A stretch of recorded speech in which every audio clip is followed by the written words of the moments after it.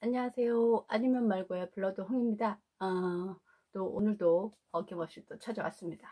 이 채널은 블러드 홍의 시선으로 바라보는 아니면 말고 드라마 리뷰 채널이고요. 또 오늘은 여기 앞에 띄워놓은 나라라 개천용 요거에 대해서 좀 얘기를 해보려고 합니다. 이게 지금 네이버 스튜디오로 지금 촬영을 하고 있는데 일단은 좀 찾아주시는 분들이 계실지, 이게 뭐 구독이 누군지 이런 걸 좀 봤으면 싶은데, 이걸 제가 이거는 좀 이렇게 볼 수 있는 방법이 없어서 찾아주시는 분들 계시면 그때 좀 시작을 해보겠습니다. 일단 찾아주시는 분들, 고승일님 또 들어와 주셨네요. 감사합니다. 안녕하세요. 아니면 말고 블러드 홍입니다. 또 고승일님 또 벌써 이렇게 와서, 이건 또 뭔가요? 항상 스티커를 날라주셔서 감사합니다. 또 저녁 식사는 다들 하셨겠고요.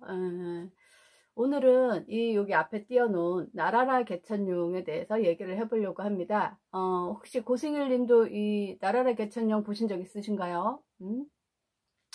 이게 그 SBS에서 금토 10시, 그러니까 그래도 드라마 시간대로 보면 그래도 프라임 타임이라고 할 수 있죠. 아주 중요한 시간대.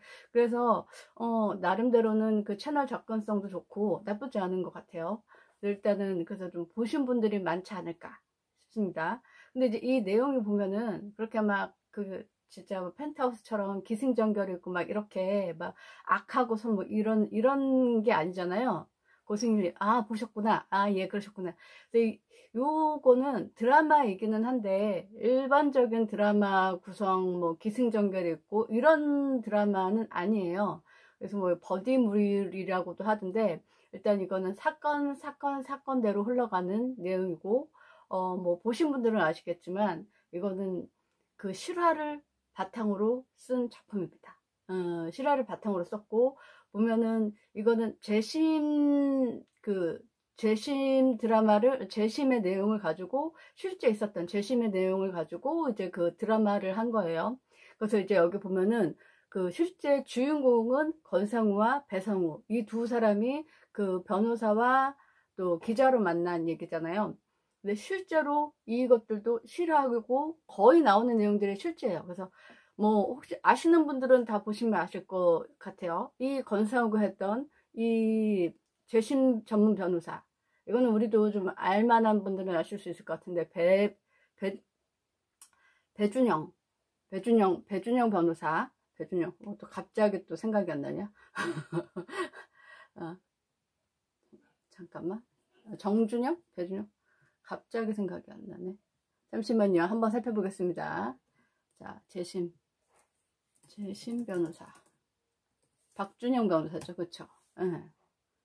그쵸. 재심 변호사 박준영 변호사입니다. 그래서 요걸 이렇게 싹 보면, 실제는 요거. 요렇게, 요게, 이거, 이렇게 있고, 요게 실제예요. 그러니까 이게 저 박준영 변호사고, 이게 권상우고, 그 다음에 그 배성우가 하는 거는 박상규 기자. 이렇게 지금 대각선으로 실제 연기가 이렇게 됩니다. 그리고 이 박상규 기자가 실제로 이 드라마를 쓴 작가기도 해요. 원래는 이제 탐사 뭐 전문보도 기자로 한 15년 정도 일을 했었고, 그 다음에 이걸 갖고 지연된 정의라는 그 책을 썼었죠. 그러니까 재심에 나왔던 그 실제 사건을 가지고 책을 썼었고. 금주님 들어오셨네요. 반갑습니다. 안녕하세요. 오늘은 보시다시피 나라라 개천용에 대해서 얘기를 하고 있습니다. 개천용 이거는 보셨겠죠? 한군주님.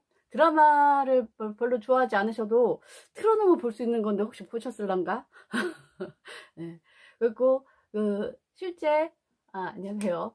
보면은 그래서 나라라 개천용에 이거는 실제 재심 변호사 박준영 변호사를 모델로 해서 권상우 씨가, 그 다음에 박상규 기자를 모델로 해서 배성우 씨가 연기를 한 실화를 바탕으로 한 내용이에요. 그리고 이제 여기에 나오는 사건이나 뭐 드라마의 내용이나 거의 다 리얼리티를 가지고 있는 게 특징입니다.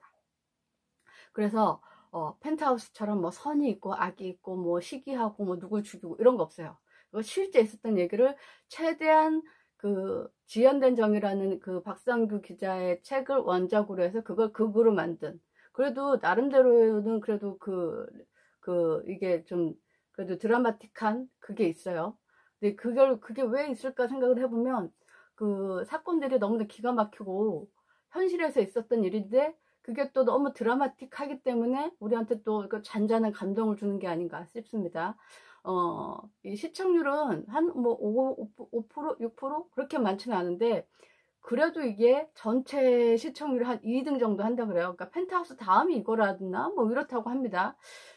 그런지 모르겠는데, 근데 이제 제가 왜 이 드라마 나라라 개천용을 했으면 좋겠다 이렇게 생각을 했냐면, 이제 이거 내용을 보다 보면 실제 이제 그 박준영 변호사가 했던 재심이라는 사건도 알겠고, 그리고 또 이렇게 그것이 알고 싶다 막 이런 거 많이 봤던 분들이라면 거기에 나왔던 사건이라는 것들도 조금씩 알 수 있을 것 같아요.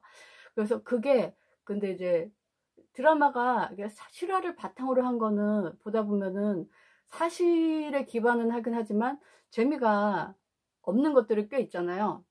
그러니까 왜냐면 너무 사실적이어서 재미가 없을 수도 있고, 우리가 이제 어떻게 보면은 환상적인 세계를 바랬는데 너무 사실적이니까 재미가 없을 수도 있고 막 이런데, 이거는 그 잔잔한 감동이 있어요. 그래서 왜 이런 잔잔한 감동이 있을까? 뭐 쉽게 얘기하면 뭐 처음에 그 아버지를 죽인 딸 여고생이 구치소에 갔을 때 계속해서 막 끝없이 잠만 잔다 뭐라고 했던 얘기들, 이거는 실제 그 사건을 끝까지 내밀하게 취재하지 않으면 알 수 없는 내용들인데, 여기 보면은 잔잔하게 그 내용들이 녹여져 있어요. 한근주님, 네, 박준영 재심 변호사 알아요, 그쵸? 예. 그래서 이 박준영 변호사를 중심으로 박상규 기자와 그 재심에 있었던 사건들 모아서 이 박상규 기자가 사실 이제 이번에 드라마 대본까지 썼다고 합니다. 20부작이라고 해요. 그러니까 꽤 그래도 길이가 있는 드라마인데 지금 한 절반 정도 했어요. 한 9회, 10회 정도 했으니까 절반 정도 했습니다. 뭐 이렇게 펜트하우스처럼 막 이렇게 리얼 막 기승전결은 없지만 잔잔한 감동, 그 힘이 어디에 있는가 그걸 좀 알아보고 싶어서 오늘 아니면 말고에서 이 드라마 리뷰를 해보겠다고 이제 선정을 했습니다. 그래서 사건은 그냥 이렇게 쉽게 보면은 우리나라에서 재심이 처음 언제 시작했냐면, 그러니까 재심이라는 게 거의 없었어요. 재심이라고 하는 거는 일단은 뭐 살인사건이 있거든, 뭐 형사사건 같은 게 있으면 1심, 2심, 3심에서 대법원까지 가서 형이 정해지면 사실 끝이에요. 그리고 예전에는 과거사위원회 뭐 이런 데서 그러니까 뭐 한국전쟁 시절에 뭐 민청항령 사건 뭐 이런 것들, 그 정치적인 사건 막 과거에 뭐 이런 것들만 뭐 이렇게 재심처럼 그런 것들이 열렸지만 일반 사건 갖고 열렸던 적은 없어요. 예, 베이스가 리얼리티죠. 예, 그렇습니다. 실제 그대로 있었던 일이고, 거기에 있었던 대부분의 그 대사의 내용들도 보면은 최대한 사실에 기반해서 쓴 것들이 되게 많은 것 같아요. 예. 그래서 이 재심이라는 게, 우리나라에서 언제 시작되냐를 막 찾아봤더니, 그것도 박준영 변호사예요. 박준영 변호사가 2007년인가요? 그 수원역 노숙소녀 살인 사건, 그 사건에서 재심을 하면서 처음으로 그 우리나라 그 재심이 뭐 거의 시작됐다 이렇게 되더라고요. 그러니까 왜 그 전에는 이런 뭐 민사 사건이나 이런 것들에 대해서 재심이 없었느냐? 그러니까 한번 내가 살인 사건이 내가 사형수가 되거나 뭐 이렇게 뭐 유죄가 인정이 되면 검찰과 경찰에서 그리고 사법부 법원에서 이미 내가 결정을 내린 거잖아요. 이 사람들이 다시 내가 잘못했다, 검찰이 잘못했다, 뭐 법원이 잘못했다, 이런 것들에 대해서 지금도 되게 인색하지만 당시에도 너무 이제 그런 것들이 경직되어 있었단 말이죠, 우리 사회가. 그래서 이거를 뭐 다시 뒤집는다 이런 건 생각도 못했던 시기라고 합니다.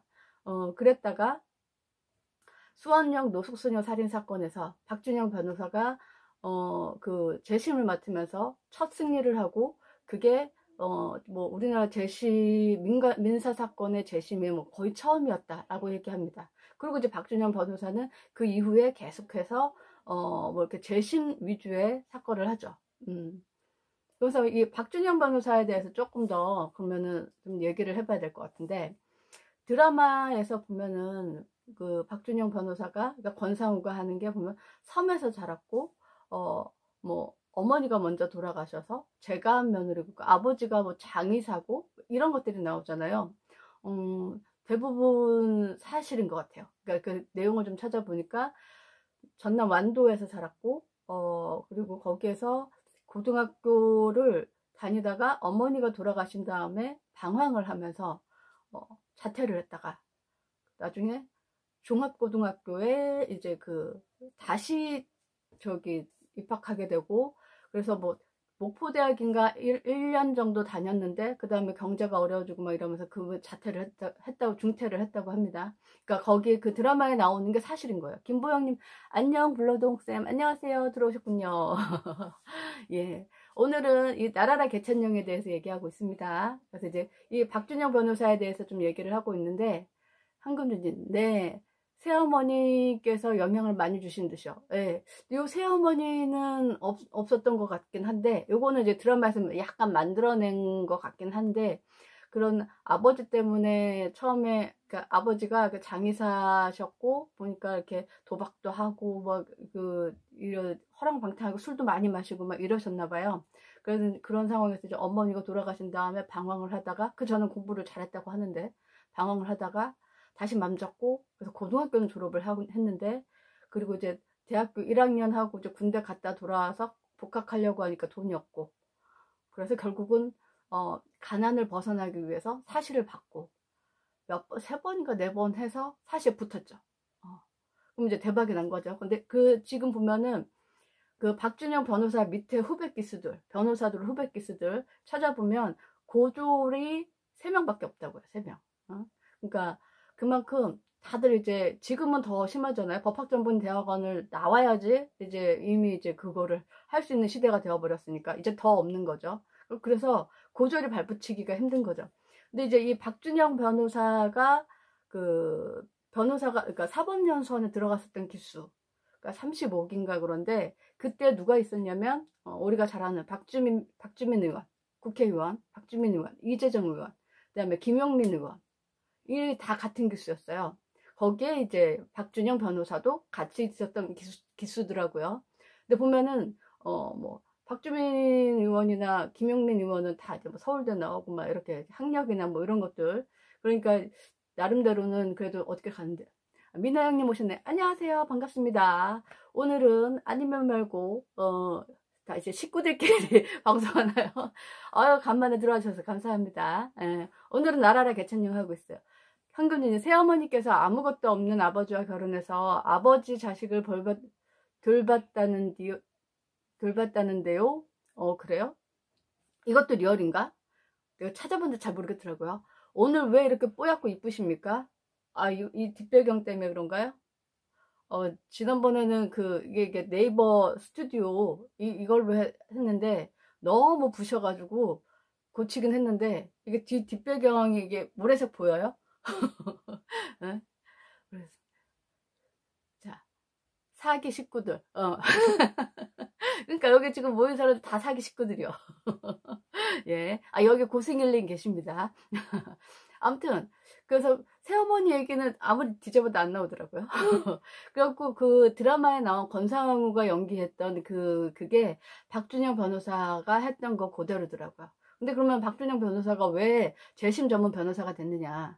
본래는 자기도 이제 사자 붙었으니까. 한구주님, 정희쌤 블러동 예뻐요. 아유, 감사합니다. 이게 역시 네이버가 이게 뽀샤시 기능이 있어서 되게 좋은 것 같아요. 네, 감사합니다.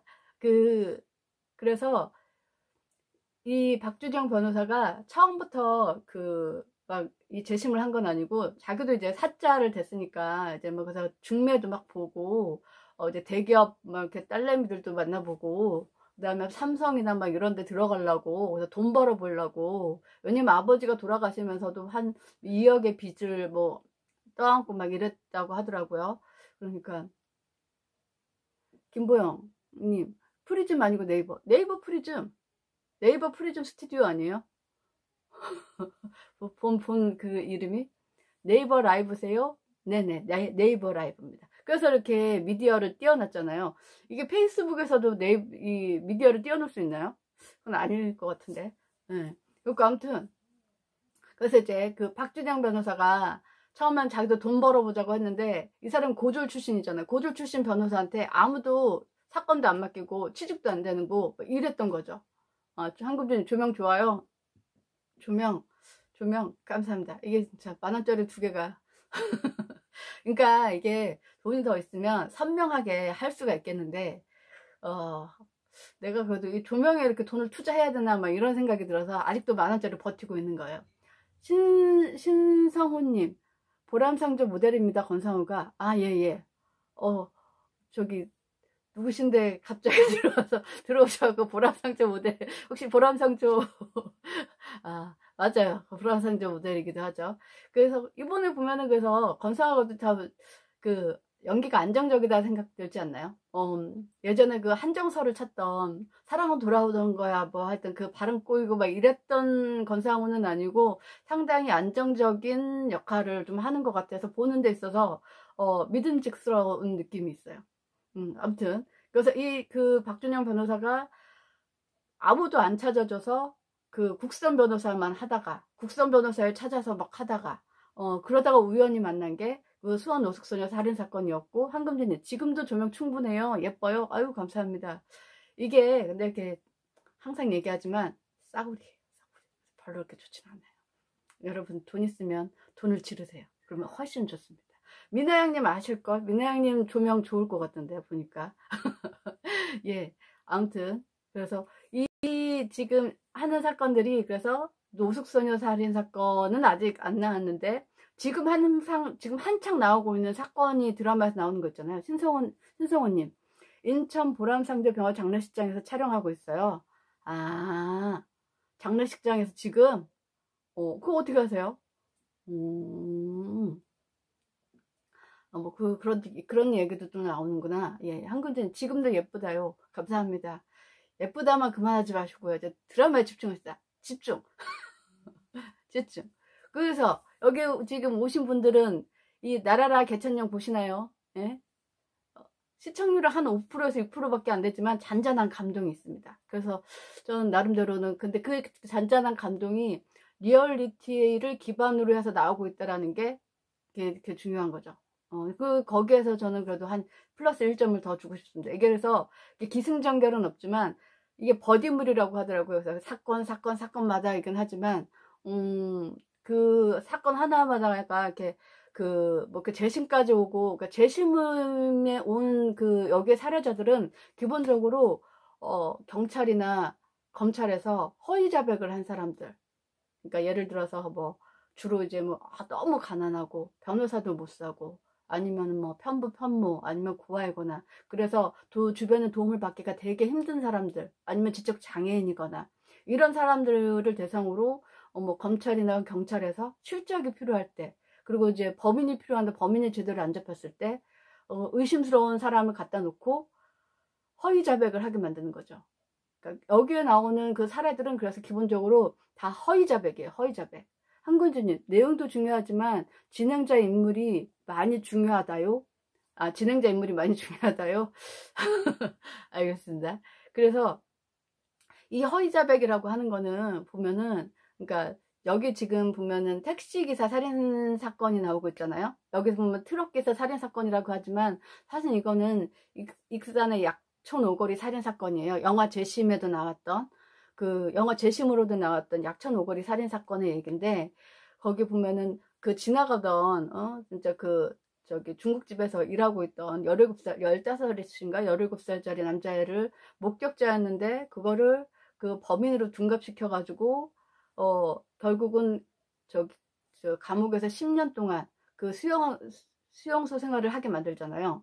그게 기본적으로는 그러니까 경찰이 진범은 안 잡히고 얘가 의심스러우니까 걔를 범인으로 만드는 거죠. 그래서 그래서 모텔이나 이런 데 갖고 와서 2박 3일 동안 원래는 이제 변호인 접견이라든가 이런 것들이 있는데 그 법을 잘 모르니까 법을 알려주지도 않고 그 범인으로 만들기 위해서 부모도 못 만나게 하고 온갖 겁을 다 줘가지고 만드는 거죠.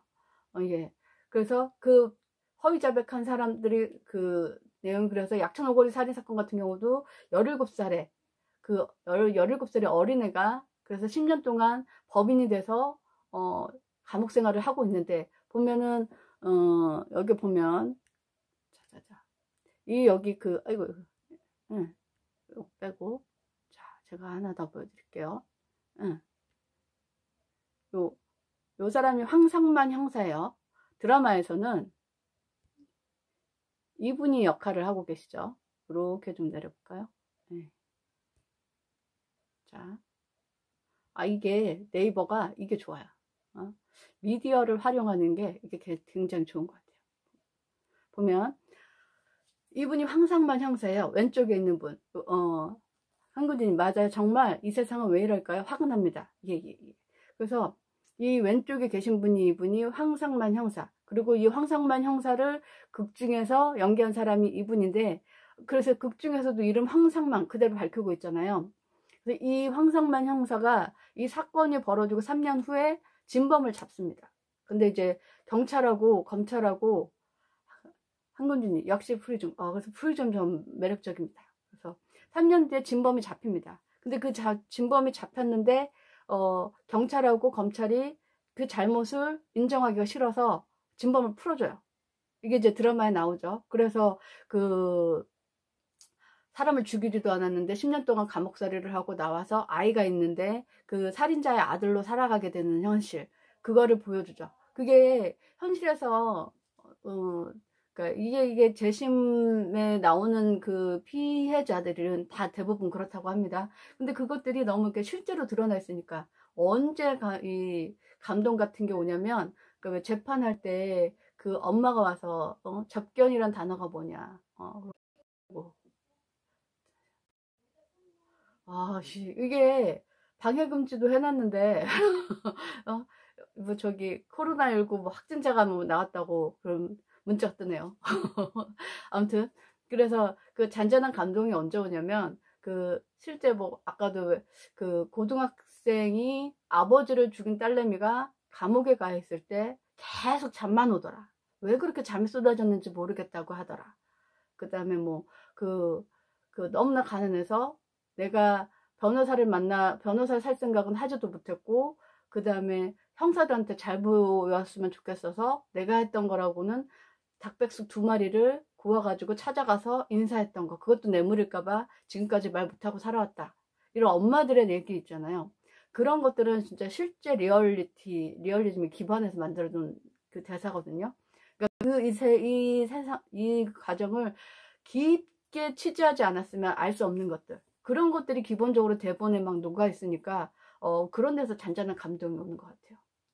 그리고 예전에 저도 한번 이 박준영 변호사를 한번 본 적은 있었는데, 만난 적이 있었는데, 그때도 항상 그 택시 그 기사 살인 사건에 그거를 막 그 재심을 막 쫓아다니고 있고 막 이러던 시절이었는데, 그런 모습들이 그대로 이렇게 드라마에 녹여 있어서 좀 그래도 보면서 이런 사람들이 좀 많이 필요하지 않나, 막 이런 생각도 들고 많이 그랬어요. 그래서 보면은 이걸 누가 썼냐면, 아까도 제가 이제 말씀드렸지만, 실제 이 나라라 개천룡은, 아이고, 자, 나라라 개천룡은, 이분이 썼어요. 이분이, 요 옆에 오른쪽에 있는 기자, 이분이 박상규 기자인데, 이분이, 원래는 그 오마이뉴스에서 10년 동안 기자 일을 하다가, 진짜 내 글을 쓰고 싶다. 고승일님, 또 스티커, 감사합니다. 스티커부터. 이 네 글을 쓰자 하고 뭘 만들었냐면, 그 셜록이라는 언론 탐사, 짜자자자잔, 어디 갔지? 이게 이렇게 보면은 하고, 이거는 그 드라마에서도 나왔던 것 같은데, 보면 그들은 왜 살인범을 풀어준다. 이게 이 박상규 기자가 운영하는 셜록이라는 그 미디어 이거 요 박상규 기자 셜록이라는, 아이고, 취소,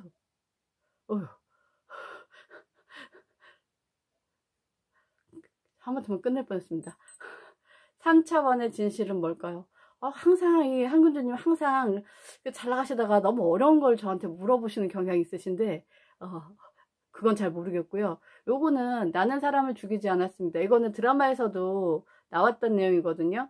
그래서 박상규 기자가 그 기사를 써서 스토리 펀딩으로 돈을 모으잖아요. 돈이 없으니까. 그때 썼던 기사. 이게 실제 그 박상규 기자가 썼던 그 박상규 기자가 썼던 글이고, 지금도 이게 셜록이라는 사이트에 들어가면 그거 내용들을 볼 수가 있어요. 그래서 여기에서 지금도 계속해서 똑같은 그런 진실 탐사보도 기사들을 계속해서 쓰고 있고, 거기에서 이제 그러니까 이 택시기사 살인사건 했던 내용이나 이런 것도 다 볼 수가 있습니다. 그래서 오늘 이 나라라 개천용을 좀 해보자 라고 했던 거는, 이게 드라마가 꼭 허구적인 얘기만 하느냐, 그건 아니고 이렇게 진실을 바탕으로 해서 쓰는 드라마 이런 것도 있다. 근데 이것도 기본적으로 탄탄한 취재를 바탕으로 한 리얼리티는 사람에게 감동을 줄 수 있는 드라마가 될 수 있다 인 것 같아서 나라라 개천용에 대해서 좀 주목을 하게 됐습니다. 그래서 지금 보면은 택시기사 살인사건하고 그 나라슈퍼 강도 사건, 요 이제 그 3인조 강도 사건, 요 두 가지 크게 했었어요. 사건을 보면은 이제 앞으로 그러면은 저 보면서 저는 이 생각을 했습니다. 앞으로 그러면 또 이 사건도 나올까? 뭐냐? 이 사건도 나올까? 에잉, 안 된다. 자, 이 사건도 나올까? 그러니까 앞으로 한 10회까지 했는데, 그럼 또 재심에 나왔던 얘기들, 아주 유명했던 재심 사건들 뭐가 있을까? 요걸 좀 얘기를 해보고 싶어요. 그러니까 지금 이제 그 재심에 나왔던, 영화 재심으로도 유명했던 그 택시기사 살인사건. 이거는 이제 결론은 그래서 재심에서 승리를 합니다. 그래서 이제 누명을 벗게 되고, 항상반 형사도 한군누님, 우리는 보이는 것에 올인하는 것이 아닐까요? 보이지 않는 진실이 있는데요. 예를 들면 공기, 바람. 그래서 이 보이지 않는 것에 대한 진실, 이런 걸 얘기하면 좋은데, 사실 그게 그 사람들 자체도 힘들고 그렇잖아요. 그래서 좀 눈에 보이는 것만 사람들이 쫓아가는 경향이 있죠. 선생님처럼 눈에 보이지 않는 것들에 대한 진실, 믿음, 이런 것들도 이제 추구하는 게 좋은데, 사실 좀 어려운 면이 있습니다. 근데 지금까지 그래서 이 나라라 개천용에서 두 가지 사건, 크게 우리나라에서 좀 유명했던 택시기사 살인사건하고, 그 다음에 3내 나라슈퍼 강도 3인조 강도 사건, 요 두 가지의 재심에 대해서는 방송을 했어요. 그러면은 앞으로 나올 얘기들 중에 이 사건도 있을까? 이런 것들에 대해서 좀 얘기를 해봤으면 좋겠어요. 아마도 박준영 변호사 하면 제일 생각나는 거는 그 수원역 노숙소녀 살인 사건. 그 노숙소녀 한 15살 중학생인가? 그 중학생이 사망했는데, 그 사건을 두고 한군주님, 보이지 않지만 과학적으로 증명은 되죠. 그렇죠. 그렇죠. 보이지 않지만 과학적으로 증명이 되죠. 그래서 이걸 진실이라고 얘기하죠. 진리라고도 얘기하고. 여기까지 다가가는 데 있어서 사람들은 눈에 보이지 않으면 안 믿는 경향들이 많죠. 근데 이제 그래서 사람들의 진실, 진실만큼 진심도 믿어줘야 되는데, 이 재심에 나온 사건들은 진심을 믿어주지 않고 성과를 보고 달려가면서 나타났던 잘못된 사건들. 사실은 그러니까 우리가 이 사법제도가 경찰이나 검찰이나 그 법원에서 이루어지는 모든 제도가 다 그 양심에 의해서, 법과 원칙에 의해서 한다면서요. 그럼 법과 원칙에 의해서 다 이렇게 되는 줄 알았는데 그렇지 않다는 것들을 가끔씩 보여주고 있어서 실망감을 하게 되죠. 재심에 나오는 사건들은 그런 것들만 모여 있는데, 수원역 노숙소녀 살인 사건 같은 경우도 그랬어요. 그래서 아마 거기는 뭐 5명, 2명인가 뭐 장애인도 있고 뭐 이랬는데, 아무튼 이 박준영 변호사가 5년여에 걸쳐서 그 재심 사건을 통해서 무고하게 피의자로 된 피해자들을 재심을 통해서 무죄 판결을 받게 되는 그 과정들이 있어서, 이것도 한번 다룰 수 있지 않을까 싶고, 그리고 꼭 다를 것 같다. 내 생각에 꼭 다를 것 같다고 생각하는 건 최근에 있었던 일. 우리가 아는 살인의 추억. 화성 연쇄 살인 사건. 거기에 8차 사건. 저기 뭐야. 저기 뭐 화성 연쇄 살인 사건의 진범이, 내가 범인이더라고, 했잖아요. 뭐지? 옷 속에서, 국가수에선가 옷 속에서 요만한 피 혈흔을 가지고 DNA 분석을 통해서 새로운 범인을 발견했는데, 그 범인이 알고 보니까 깜빵에 계속 가 있던 사람이었고, 이춘재인가요? 예, 걔였다는 걸 알게 되는데, 이게 8차 살인 사건이었어요. 8차 살인 사건에는 이미 진범이, 범인이 잡혀가지고 형기를 다 채웠어요. 20년인가 이렇게 살았어요. 근데 그 사람도 장애인이었는데, 살고 나왔는데, 그 사람은 이제 무고하다가 나는 사람을 죽이지 않았다라고 했지만 세상에 아무도 안 믿어줬던 거죠. 그러고 나서 그 피 한 방울 때문에 이춘재가 범인이라는 걸 알게 되고, 공소시효가 지난 이춘재가 그래 내가 범인이 맞다 라고 얘기하면서 지금 한참 재심 사건이 벌어지고 있죠. 한군주님, 우리가 산소가 없으면 살 수 없지만 산소가 보이지 않지만 공기로 우리는 살고 있죠. 그거는 맞습니다, 군주님. 좀 드라마와 관련된 얘기를 해주시면 안 될까요? 네네네, 알겠습니다. 그래서 아마 화성연쇄 살인사건 8차 그 사건이 아마 이 드라마 나라라 개천룡의 마지막에는 나오지 않을까, 이런 생각을 하고요. 그리고 또 하나 낙동강 살인 사건이 있는데, 그거는 뭐냐면 요거 또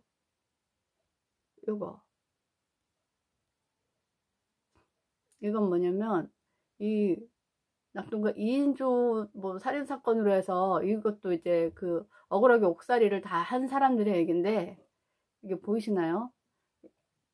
이것도 박상규 기자가 쓴 기사입니다. 가짜 살인범과 문재인의 슬픔. 낙동강 2인조 살인 사건에서 억울한 피의자로 형사리를 했던 두 사람이 있는데, 이거에 대해서 변호를 했던 사람이 누구냐? 바로 문재인 변호사였습니다. 근데 본인은 분명히 무죄라고 생각하고 변론을 다 했지만 결국은 유죄를 받았어요.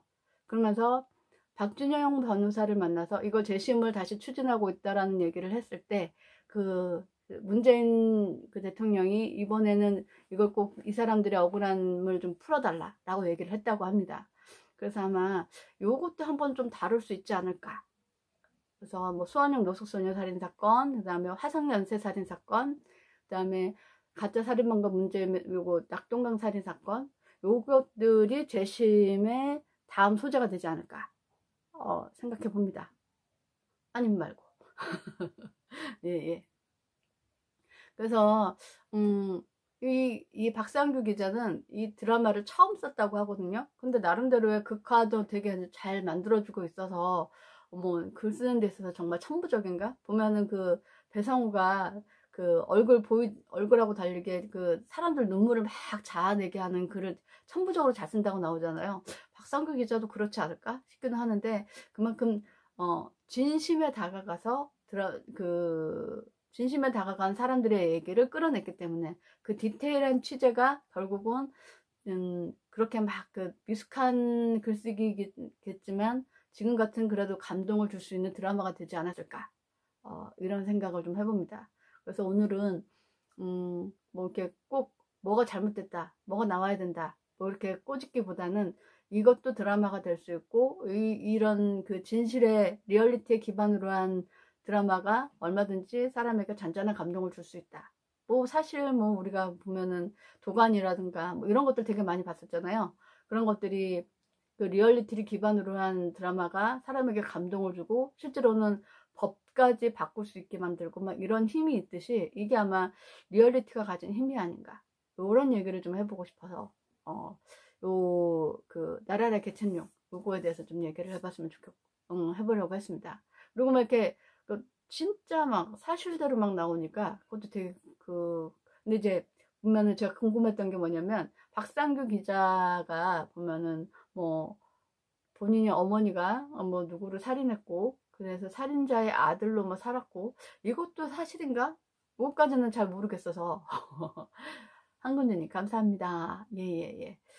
그래서 그게 되게 궁금하더라고요. 그래서 그러니까 이 드라마는 막 보다 보면 아 저것도 진짜야? 저것도 진짜야? 막 이렇게 하면서 보게 되는데 보면은 대부분 다 진짜예요.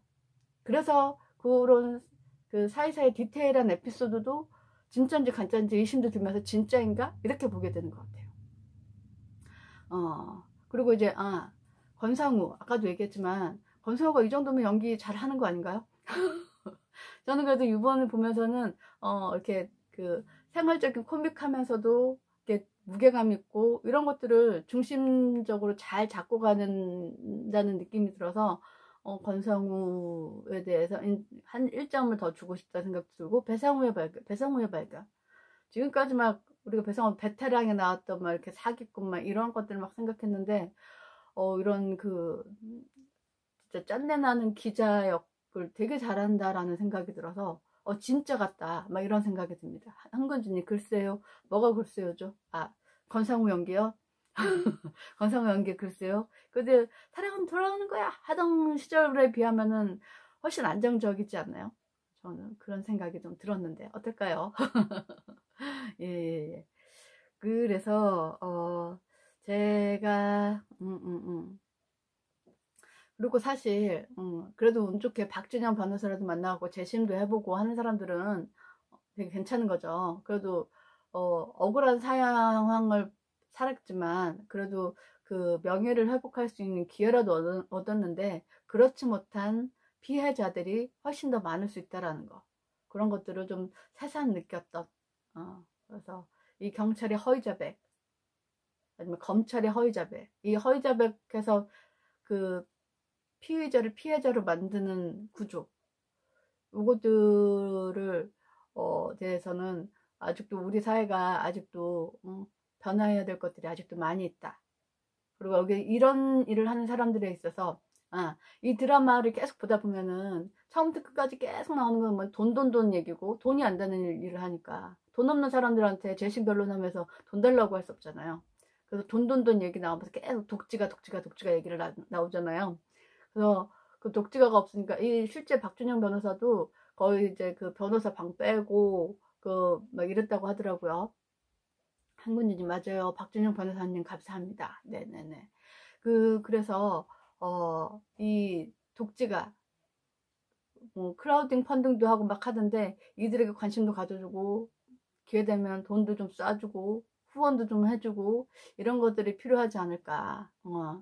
그래서 기회되면 이런 사람이 있어야지 약자들한테 그래도 힘이 되는 사람들이 있으니까 좀 관심도 가져줘야 되고, 이 드라마도 그래서 좀 잘 됐으면 좋겠다 이런 생각이 많이 들었습니다. 이거는 기존에 이제 드라마를 보던 관점보다는 그냥 그 리얼리티가 주는 감동에 대해서 좀 얘기를 하고 싶어서 이 시간을 마련을 했습니다. 한금진이 끝까지 남아주셔서 감사드리고, 오늘은 일단 뭐 이런 얘기로 좀 마무리를 좀 해보려고 합니다. 그리고 다음에 또 새로운 얘기를 하고, 한근주님 혹시 뭐 요새 또 보는 드라마 있습니까? 한근주님 불러동 맞습니다. 예, 그렇죠. 그 셜록이라고 하는 데서도 계속해서 기사 펀딩을 하고 후원도 받고 하더라고요. 그걸 가지고서 박준영 변호사는 이제는 그래서 사건으로 변호사 재심이나 이걸로 돈 벌지 않는다고 거의 선언을 하다시피 했더라고요. 그러니까 이렇게 남들이 주는 뭐 크라우딩 펀딩이나 후원, 아니면은 이렇게 방송에 좀 나오잖아요. 그리고 강연이나 그런 데서 얻은 돈을 가지고 그걸 가지고 그다음에 생계를 해결하고, 그다음에 되도록이면은 변론은 재심으로 재심 피해자들을 구제하는데 하겠다. 이런 마인드 갖기가 쉽지가 않은데, 그래서 이런 박준영 같은 변호사가 더 많이 나올 수 있도록 우리 사회가 또 관심을 가져줘야 되는 거 아닌가 이런 생각을 했고요. 한국님 펜트하우스요. 펜트하우스 내일 하잖아요. 일단은 내일은 유진이 펜트하우스에 입성을 합니다. 그리고 이제 그래서 김서연 천서진의 이제 속을 팍팍 긁으면서 천서진 남편하고 뭐 놀아나는 모습도 보여주고 막 이러는 것 같더라고요. 이 반전의 반전. 펜트하우스 멋있고 재밌습니다. 그리고 아마 저기 그 록언니가 누구냐, 그 체육 선생님이 록언니가 아닌가, 그러니까 민설아 오빠, 민설아 이복 오빠가 아닌가, 뭐 이런 생각이 들더라고요. 그 이들이 또 뭔가를 또 사건을 또 꾸며서 또 그 주단태, 뭐 천서진, 이들을 또 파멸로 몰고 갈 것 같습니다. 그래서 내일도 시간 되면 펜트하우스는 봐주시고 또 다시 리뷰할 수 있는 시간을 가질 수 있도록 하겠습니다. 황금주님 감사드리고요. 끝까지 남아주셔서 감사드리고, 오늘은 나라라 개천용 요 정도 해서 마무리 했으면 합니다. 또 다음에 또 다른 드라마로 다시 찾아오겠습니다. 고생하셨고요. 들어가세요. 바이바이.